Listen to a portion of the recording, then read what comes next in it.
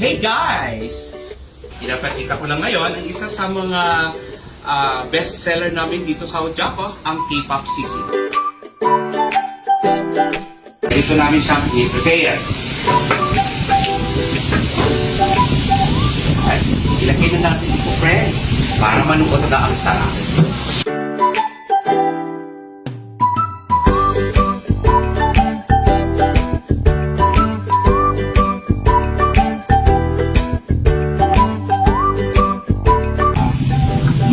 Ang bango! Sa amin, hindi namin ito brownish. Para pag kinagat mo sa sisig, ay talagang lasang-lasa mo pa yung lasa ng hotdog. Pineapple chocolate. Isa yan sa, siyempre, ang mga Pinoy, mahilig talaga sila sa medyo namis-namis na maasim-asim na pagkain.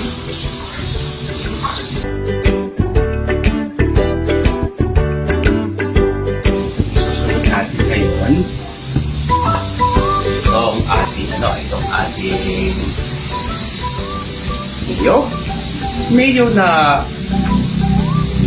medyo ano lang siya, ibang klaseng mayo. Sabi nga niya, walang secret pero hindi sinasabi. O, diba? So, siya.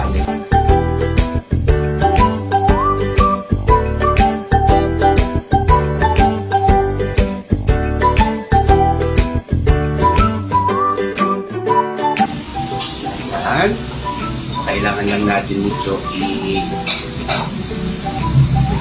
ng konti. So, habang nandyan siya, lalagyan natin ang soy sauce. Sukat-sukat siya, guys, para wala na kami talagang ano na yan. Lahat na yan ay sama-sama at iblado. Kita nyo? At tapos, ilalagay na natin. Aming crispy, kami na nagagawa nito. At piling-piling mga parts ng pork. Crispy namin mapan at kita nyo. So, ganun lang siya kadali. Siyempre, kailangan natin ng medyo spicy. So, yan. Yan po ang K-pop sisig ng Ojacos.